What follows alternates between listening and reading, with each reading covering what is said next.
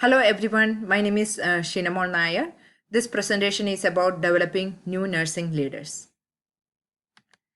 Abstract of this presentation: nurses need to acquire new leadership skills to meet the demand of their positions. Until recently, the healthcare industry was focused on continuing education to meet licensure requirements to achieve advanced clinical certifications.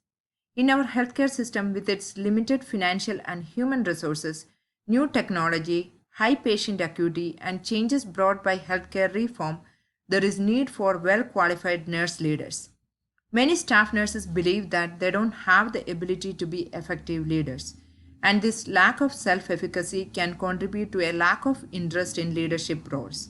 Leadership development programs have proven to be effective in developing emerging nursing leaders, and evidence supports mentoring as valuable to professional career growth for nurses. According to Hancock, the journey to formal leadership often begins when someone else recognizes a staff member's potential. Nurse managers can help to nurture nurses' ability by providing individualized coaching and by supporting a unit structure and culture that encourages shared responsibility and collaboration. Background for me to choose this as my presentation subject: nursing leadership development is important in today's changing healthcare climate. Nurse leaders affect staff satisfaction, patient outcomes, and the physical status of most healthcare organizations. Preparing future nursing leaders to be successful is important because so many leaders in current leadership positions will retire in large numbers in future. In 2010, the Institute of Medicine, The Future of Nursing Advancing Health Leading Change landmark report recommended nurses prepare for leadership positions to more effectively lead change and advance health in today's complex healthcare environment. I have identified three objectives for the presentations. First one is identify the need for leadership development in nursing. Second, learn about structured leadership development program for succession planning in health system. Third one is identify how transformational leadership affect patients' outcome. Literature review that I have done for this presentation. A variety of resources were utilized in gathering both primary and non-research literature for the review. These include databases, the internet, and online bookstores. Among those, Cumulative Index to Nursing and Allied Health Literature provided many peer-reviewed articles for this presentation. The textbook Complexity Leadership, Nursing Role in Healthcare Delivery, written by Crowell D., served as the foundation of principles of transformational leadership.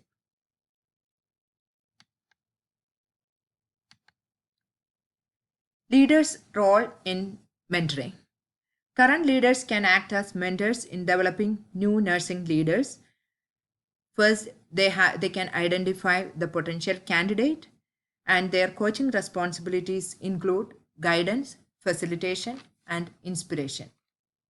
Guidance is used by managers to help to analyze a staff member's performance, clarity expectations, provide constructive feedback, and offer suggestions for improvements.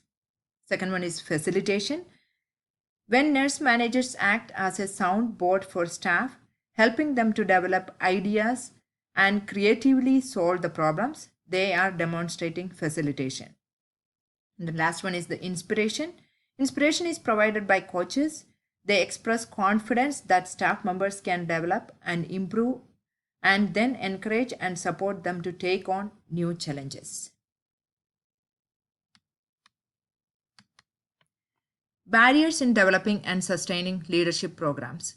There are a lot of barriers existing in current healthcare systems which prevent in developing and sustaining leadership programs. They are lack of understanding of healthcare leaders about the importance of competent nurse leaders. Other healthcare leaders and executives do not understand or value the importance of competent nurse leaders. And then budget and release time.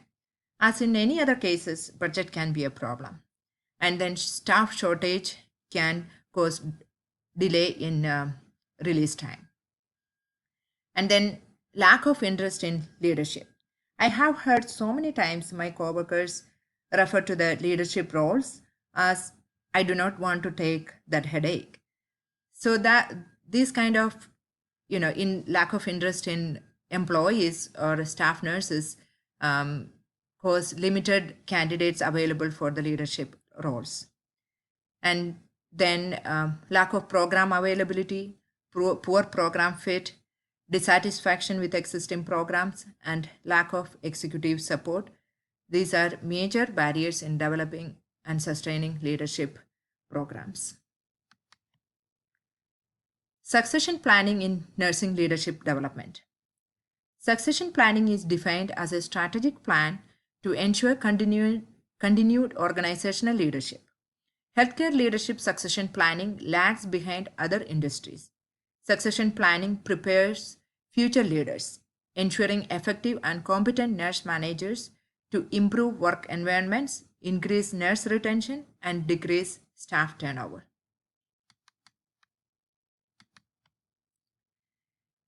This is a nurse manager succession planning concept map. You can see that the center is the nurse manager succession planning.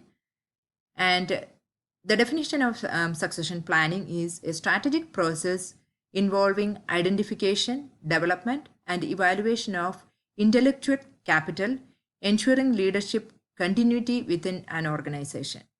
There are certain terms that those are closely related to succession planning. They are succession management, leadership development, talent management, leadership continuity planning. And there are some antecedents which creates or which are present in succession planning. They are appreciation of succession planning, strategic plan for leadership succession, identification of desired leadership competencies, evaluation of current future leadership, identification of high potential candidates, formal leadership development programs, experiential learning. When you consider succession planning in an organization, there are certain critical attributes we have to keep it in mind.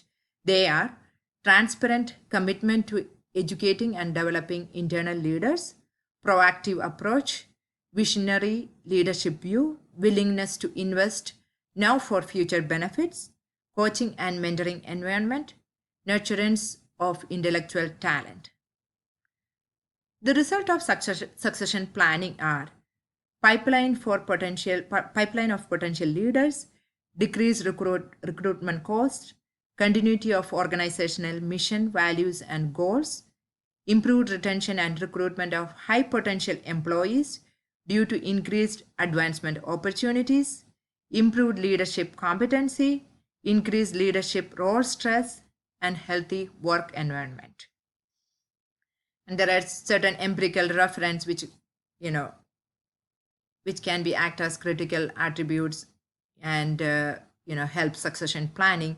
They are number of internal promotions, time required to fill vacant nurse manager positions, candidate and stakeholder satisfaction, program evaluation, leadership bench strength, learning and growth, leadership and management competency progression.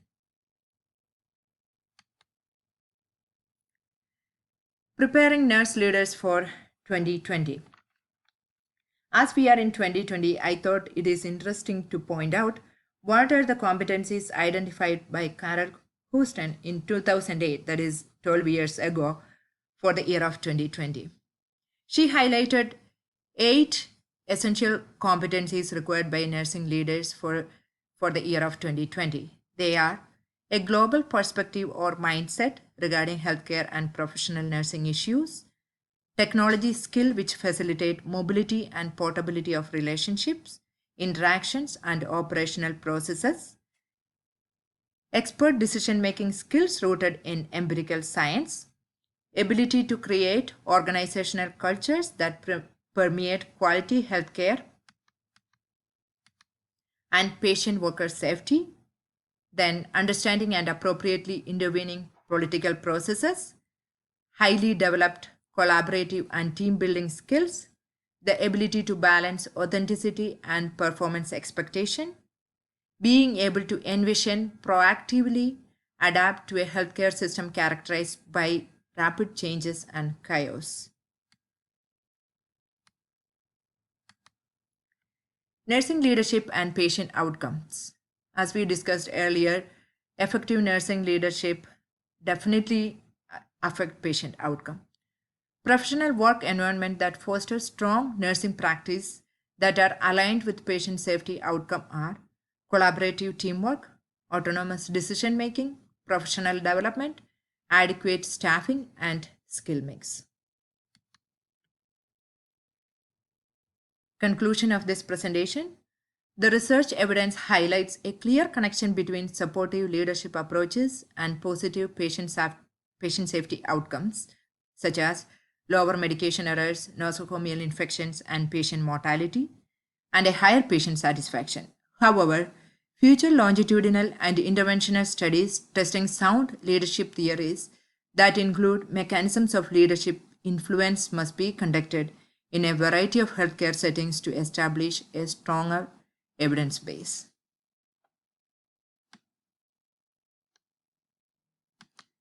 And these are my references.